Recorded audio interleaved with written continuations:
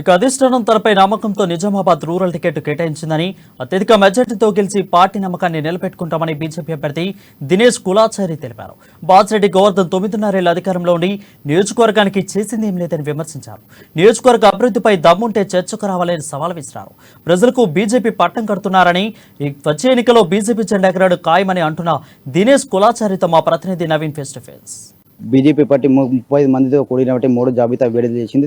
ఈ జాబితాలో నిజామాబాద్ రూరల్ నుండి కూడా బీజేపీ అభ్యర్థి ఇటు దినేష్ కులాచారిని కూడా పేరు ప్రకటిస్తూ కూడా బీజేపీ పార్టీ నిర్ణయం తీసుకుంది. అయితే దీనిపై మనతో మాట్లాడడానికి దినేష్ కులాచారి గారు వీరు అడిగి మరి తెలుసుకుందాం.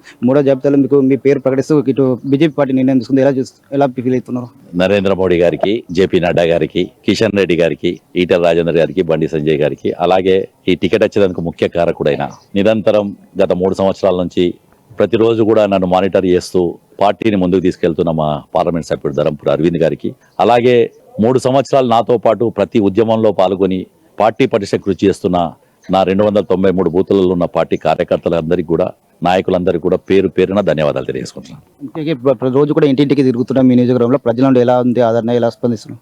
గత 3 సంవత్సరాల నుంచి ప్రజా సమస్యల మీద భారతీయ జనతా పార్టీ రూరల్లో నిరంతరం పోరాడుతుంది. ప్రజా సమస్యల పరిష్కారం కోసం ఇప్పటిదాకా ప్రశ్నించాం, ఇవాళ పరిష్కరించే వ్యక్తులుగా అవుతాం. కాబట్టి ప్రజల దీవెనలు ఎప్పుడు కూడా భారతీయ జనతా పార్టీకి స్పష్టంగా ఉంటాయని తెలియజేసుకుంటున్నాం. సిట్టింగ్ ఎమ్మెల్యే కూడా బాజిరెడ్డి గోవర్ధన్ కూడా ఎక్కడ ఓటమి ఎరగని నేతగా పేరు ఉంది. ఎలా ఎదుర్కొంటారు? బాజిరెడ్డి గారు ఓడిపోయారు, చాలా సందర్భాల్లో ఓడిపోయారు.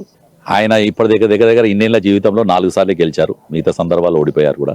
ఆర్మూర్ ఓడిపోయారు, బాన్సవాడ ఓడిపోయారు, చాలా సందర్భాలు ఓడిపోయారు. ఓటమిగా ఎరుగని నాయకుడు కాదు. కానీ బాజిరెడ్డి ఏంటి అంటే 70 ఏళ్ల వయసు వచ్చింది, ఆరోగ్యం బాగలేదని చెప్పి ఆయనంతలో ఆయన డిక్లేర్ చేసుకోడు. ఆ ముఖ్యమంత్రి దగ్గరికి వెళ్ళి, అయ్యా నాకు బాగలేదు, నా కొడుకు ఇయ్యు, నా కొడుకు 4 ఏళ్ల నుంచి దింపుకుంటున్నా అని చెప్పి పత్రికాముఖంగా టీవీలో ముఖంగా చెప్పాడు. కానీ అలా ముఖ్యమంత్రి ఏమన్నాడంటే, నీ కొడుకు లీడర్గా వనికిరాడు రాబోయి, నువ్వే పోటీ 70 ఏళ్ల ముసలోడివి అని చెప్పి ఈయనను పంపించాడు. ఎందుకు ఈ మాట బాధతో చెప్తున్నానంటే, బాజిరెడ్డికి అది పదవి కావచ్చు, కానీ రూరల్ ప్రజలకు మా భూములేమో లక్షల కోట్ల రూపాయల విలువ వలుకుతుంటే, మా ఇంట్లో 18 ఏళ్ల నుంచి 60 ఏళ్ల దాకా ఉన్న వ్యక్తి దుబాయ్లో పోయి, గల్ఫ్లో పోయి వెట్టి చాకిరీ చేసుకుంటాడు.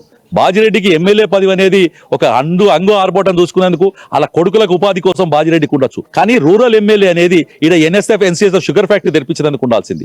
రూరల్ ఎమ్మెల్యే అనేది రోడ్లు లేక విపరీతం ఇబ్బందులు పడుతుంటే, మొన్న వర్షాలు పడితే ఇబ్బంది పడుతున్న వాళ్ళకు ఉండాలి, గల్ఫ్ అన్నల కోసం ఉండాలి, 1,00,000 ఎకరాలకు సాగునీరు కోసం ఉండాలి ఎమ్మెల్యే అనేది. బాజిరెడ్డి కేవలం కుటుంబ సభ్యుల కోసం కాదు అని చెప్పి నేను చెప్తున్నాను. ఒకటే చెప్తున్నట్టు బీజేపీ ప్రకటించిన 3 జాబితాలో తన పేరు ఉండడం ఎంతో సంతోషంగా ఉందని చెప్తున్నారు. ఇటు నిజామాబాద్ రూరల్ కూడా అభివృద్ధి చేస్తానని చెప్పి బాజిరెడ్డి చెప్తున్నప్పటికీ కూడా ఎక్కడ అభివృద్ధి జరగలేదని చెప్పి దీనిపై కూడా చర్చకు సిద్ధమని చెప్పి కూడా దినేష్ కులాచారి చెప్తున్నారు. మీకు మంచి సమస్య ఇష్యూ తమ ప్రభుత్వం అధికారంలోకి వస్తే ఖచ్చితంగా తీరుస్తామని చెప్పి కూడా దినేష్ కులాచారి చెప్తున్న పరిస్థితి మాత్రం కనిపిస్తుంది. కెమెరా మైపల్తో నవీన్, అమ్మానుస్, నిజామాబాద్.